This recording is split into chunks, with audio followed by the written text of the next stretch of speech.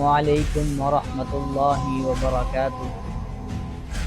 الحمد للہ وحدہ والصلاة والسلام علی من لا نبی بعدہ، اما بعد فاعوذ باللہ السمیع العلیم من الشیطان الرجیم، بسم اللہ الرحمن الرحیم۔ ومن یطع اللہ والرسول فاولئک مع الذین انعم اللہ علیہم من النبیین والصدیقین والشهداء والصالحین وحسن اولئک رفیقا۔ وقال النبی صلی اللہ علیہ وسلم مروا ابا بکر فلیصلی بالناس۔ آج کل ہمارے معاشرے میں کوئی بھی انسان کھڑا ہوتا ہے، کہتا ہے کہ میں ابو بکر صدیق رضی اللہ تعالی عنہ کی امامت کو نہیں مانتا۔ کوئی بھی ملا یا قاری کھڑا ہو کر یہی کہتا ہے کہ میں ابو بکر صدیق رضی اللہ تعالی عنہ کی امامت کو نہیں مانتا۔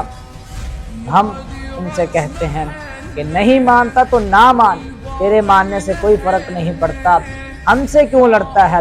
لڑنا ہے تو حسین کے نانا سے جا کے لڑ، جس نے اپنی زندگی میں ابو بکر صدیق رضی اللہ تعالی عنہ کو اپنے مسلح پر کھڑا کر دیا تھا۔ ہم سے کیوں لڑتا ہے؟ اگر آج نہیں لڑتا تو کل قیامت کے دن جا کے لڑ لینا۔ تیرا شمار محمد کی بات نہ ماننے والوں میں ہوگا اور ہمارا شمار محمد کی بات پر گردن جھکانے والوں کے ساتھ ہوگا۔ تو نہیں مانتا تو نہ مان، تیرے ماننے سے فرق نہیں پڑتا۔ تو پوچھ علی سے، علی نے کیوں مانا تھا؟ سنت کے 3 طریقے ہیں، قولی، فعلی اور تقریری۔ قولی وہ سنت جو نبی صلی اللہ علیہ وسلم نے خود اپنی زبان سے کہی ہوئی کوئی بات ہو۔ فعلی سنت جو نبی صلی اللہ علیہ وسلم نے کام کر کے دکھایا ہو۔ تقریری سنت وہ ہے جو نبی صلی اللہ علیہ وسلم کے سامنے کی گئی ہو لیکن آپ اس پر خاموش رہے ہوں، یہ تقریری سنت ہے۔ تینوں سنتوں سے حضرت ابو بکر صدیق رضی اللہ تعالی عنہ کی امامت ثابت ہے۔ نبی کریم صلی اللہ علیہ وسلم کے صحابہ کرام مسجد نبوی میں تشریف فرما ہے، اذان ہو چکی ہے اور حجرہ عائشہ کی طرف نگاہیں کی ہوئی ہیں، اس حجرے کی طرف جس کا نام لینا تجھے گوارا نہیں، اس حجرے کی طرف جس کو قرآن نے مومنوں کی ماں کہا ہے۔ اگر عائشہ کو جو ماں نہیں مانتا وہ مومن نہیں، اور جو مومن ہے وہ عائشہ کو ماں مانتا ہے۔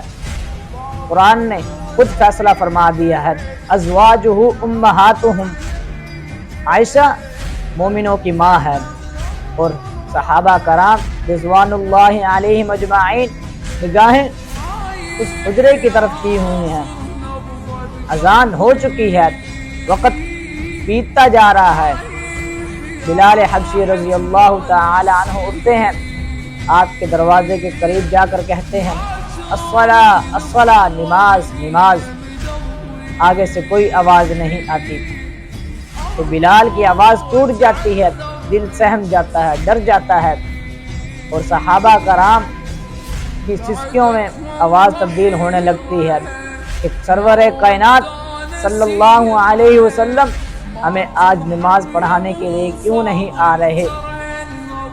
آقا علیہ السلام بستر پر تشریف فرما ہے، بیماری کی حالت میں ہے، اور آپ کے ارد گرد امہات المؤمنین بیٹھی ہوئی ہیں، اور آپ نے آنکھ کھولی، کہا گیا کہ بلال کئی دفعہ صدا لگا چکا ہے، صحابہ کرام آپ کی آمد کے منتظر ہیں۔ نبی کریم صلی اللہ علیہ وسلم نے فرمایا مروا ابا بکر فلیصلی بالناس، جاؤ ابو بکر کو کہو کہ وہ لوگوں کو نماز پڑھا دے۔ آج اسی بات پر فیصلہ ہو جائے، کس کو کہا، کب کہا، کس وقت کہا۔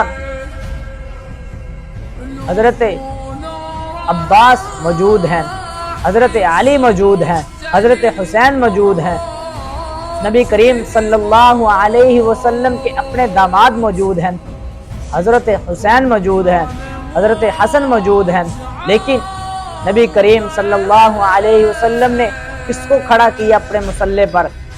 مرو ابا بکر فلیصلی بالناس، جاؤ تم حکم دے دو کہ ابو بکر لوگوں کو نماز پڑھائے۔ اگر تو نہیں مانتا تو نہ مان، تیرے ماننے سے کیا فرق پڑتا ہے؟ اور صحابہ کرام رضوان اللہ علیہم اجمعین نے نماز شروع کر لی، اور نبی کریم صلی اللہ علیہ وسلم نے کہا کہ مجھے اٹھاؤ تاکہ میں دیکھوں کون حضرت ابو بکر صدیق رضی اللہ تعالی عنہ کے پیچھے نماز میں حضرت رضی اللہ تعالی عنہ کی امامت کو نہیں مانتا۔ تو آپ صلی اللہ علیہ وسلم نے حجرے سے باہر قدم رکھا تو دیکھا کہ بنو ہاشم ابو بکر صدیق رضی اللہ تعالی عنہ کے پیچھے نماز پڑھ رہے ہیں۔ آقا علیہ السلام نے اپنے نگاہیں عرش کی طرف کی اور فرمایا یا اللہ تیرا شکر ہے کہ میں اپنی امت میں امین سپرد کر کے جا رہا ہوں، اپنے بعد امین کو سپرد کر کے جا رہا ہوں۔ اور صحابہ کرام، حدیث کے الفاظ ہیں، صحابہ کرام کھانسنے لگتے ہیں کہ تاکہ نبی کریم صلی اللہ علیہ وسلم ہمیں نماز پڑھائیں۔ نبی کریم صلی اللہ علیہ وسلم حضرت ابو بکر صدیق رضی اللہ تعالی عنہ کے پاس آتے ہیں اور آپ کے کندھے پر کہتے ہیں کہ نماز پڑھاؤ، جس کو محمد نے آگے کی ہے اس کو کون پیچھے کر سکتا ہے؟ اور نبی کریم صلی اللہ علیہ وسلم نے حضرت ابو بکر صدیق کے ساتھ اسی صف میں نماز باندھ لی۔ اس سے ہمیں یہ پتہ چلتا ہے کہ تینوں سنتوں سے حضرت ابو بکر صدیق رضی اللہ تعالی عنہ کی امامت ثابت ہے۔ تو نہیں مانتا تو نہ مان، تیرے تینوں اماموں نے مانا، تیرے روایت کے مطابق، تیرے کہنے کے مطابق تیرے 9 امام بھی اس وقت موجود تھے تو انہوں نے بھی اس کے پیچھے حضرت ابو بکر صدیق رضی اللہ تعالی عنہ کے پیچھے نماز پڑھی ہے، تو تجھے پڑھنے میں کیا تکلیف ہوتی ہے؟